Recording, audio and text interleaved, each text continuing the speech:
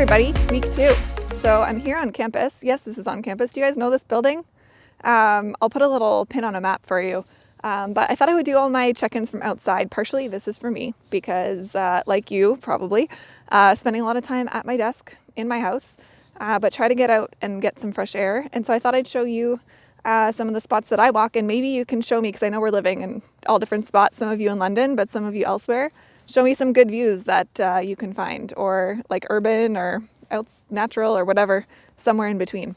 So yeah, this is right on campus, and I'm just going to turn the camera here. One of the blue emergency things is right here. It's a good marker because the trail that I'm going to go on is kind of hidden, but it's right around this blue emergency marker near the fire hydrant. Yeah, so last week we, this is Brescia right here. So last week we had a synchronous lesson, and the topics that we covered and the PowerPoint are on the OWL site. And then you went through some asynchronous lessons and did some surveys. It's really important that if you haven't done those asynchronous lessons and done the survey, that's important for you because that's the content for last week. It's important for me because I really need those surveys for planning going forward. The synchronous sessions aren't recorded, so it's important that you show up if you can, and then chat with others to catch up if you cannot. So I'm going to keep walking, and then I'll talk about what is happening next week.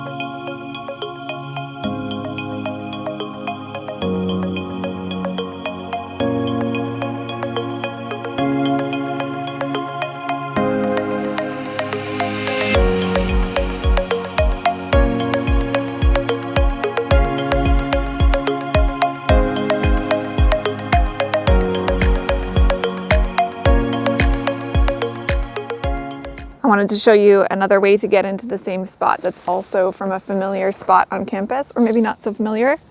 There's the back of Huron, bunch of branded trucks and stuff. We have the Avian Research Facility, Saugeen, and Western Support Services building. So you might have lived in Saugeen and not known that there's this nice trail system right here. All right, so what is coming up in class this week? So check the checklist as always. But we do have a class session 4:30 to 5:30 on Zoom on Monday, lab session 4:30 to 6:30 on Zoom on Wednesday with Rhiannon, and you'll have another lab session actually the following week. So you'll have 4 hours total of class time to work on that one lab, and it's the only lab for the course too. So once you complete that assignment, then we're going to move on to some other activities. There's a fair amount of asynchronous lesson content this week. And I just wanted to allay any concerns that you might have. The first few weeks of this course, we do have a fair bit of content because we need to kind of get a shared understanding of how the Earth's climate forces and responses work currently in order to understand how they worked in the past and in order to put into context anthropogenic changes. So a really common comment you might hear or see is, well, anthropogenic climate change isn't real. Earth's climate has always been changing. And yeah, guess who else knows that? Climate scientists, physicists. They're the ones that have shared that information. So it's really important to understand what are those natural fluctuations in order for you to be able to put the changes that we're currently seeing into context. And a bunch of you pointed that out as one of the lessons that you took from that timescale activity is, okay, now I'm seeing the context of natural variability of the climate systems. Let's keep going, and I'll check in one more time before sharing a little bit more about your muddiest points.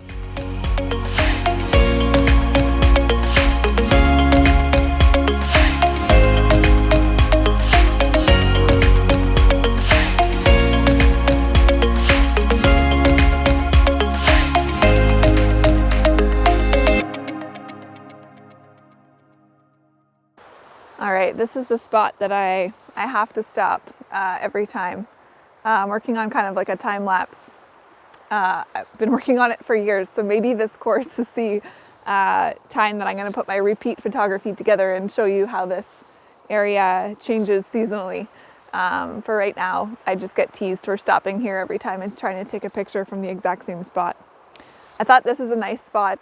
This is so close to campus, but I thought this is a nice spot just to stop and talk about some of the concerns that I've heard from you, just about the course in general. And I just want to mention that we hopefully will get to know each other. And by that I mean you'll get to know your classmates, and you'll get to know me a little bit, and I'll get to know you a little bit.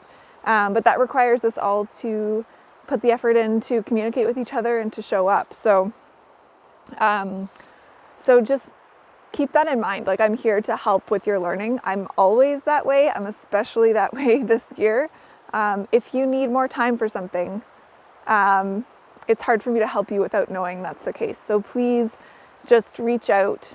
We can negotiate changes to most things in the course. There's certain things that are harder to change than others, like group things, but it's a hard year. So communicate with me, and we'll figure things out when we can. So I'm going to require a little bit of help from you on that, like you being accountable for putting in the effort to communicate, to learn with your classmates, and to get the most that you can out of this course.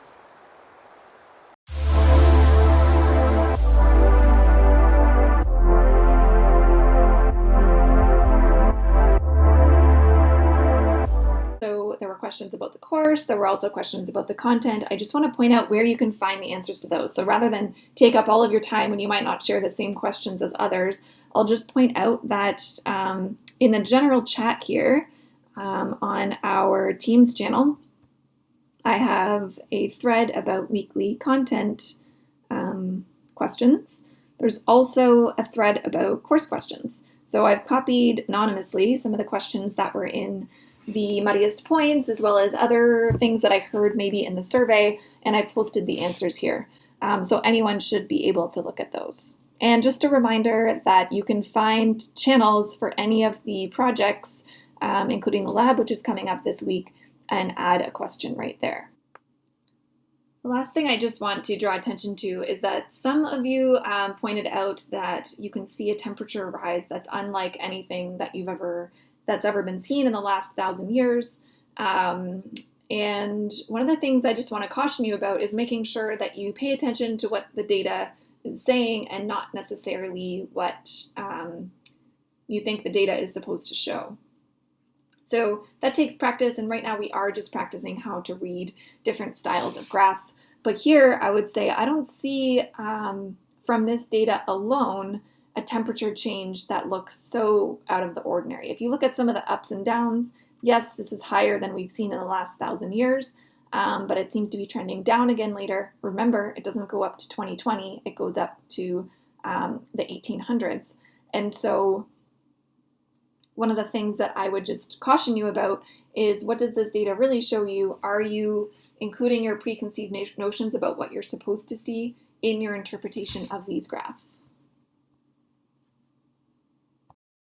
All right, let's have a quick look at one of the graphs you were tasked with looking at.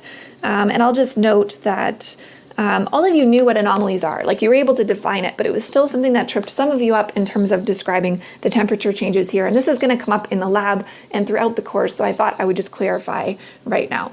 So climate, or the temperature I should say, has not reached 0 degrees-ish during the Holocene in this period here. It hasn't reached 0 degrees. Remember that the average temperature is closer to 15 degrees currently, averaged across the globe for a given year.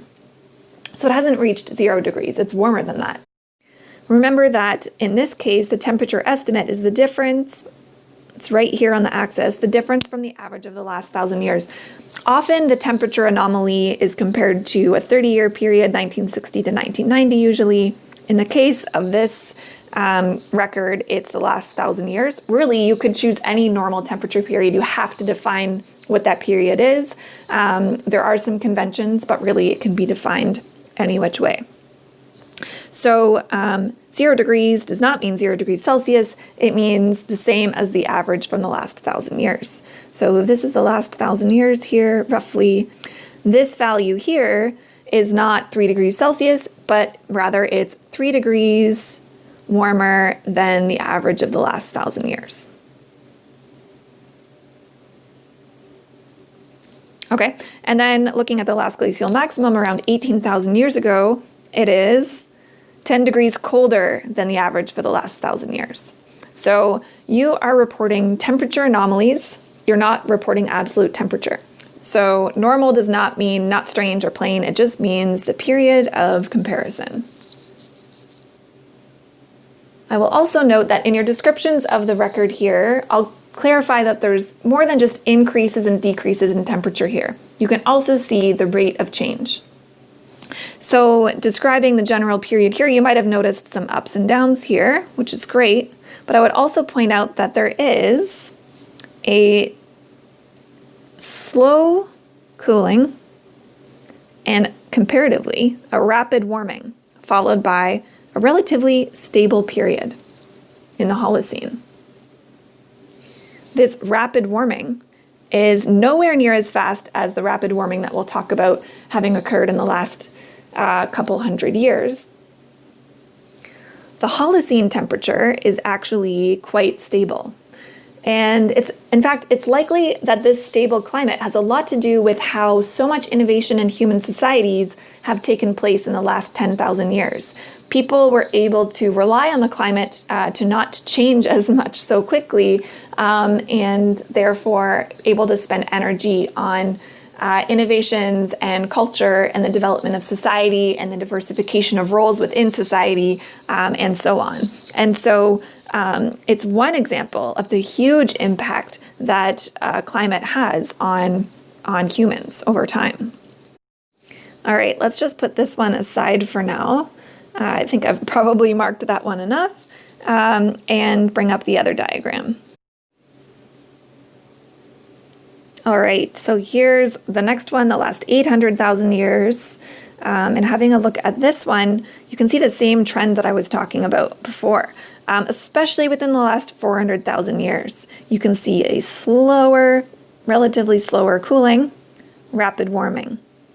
Slow cooling, rapid warming. And there seems to be a periodicity here, right? You can see that there's kind of a repeating pattern over time. Slow cooling, rapid warming, and the Holocene's right there, relative stability.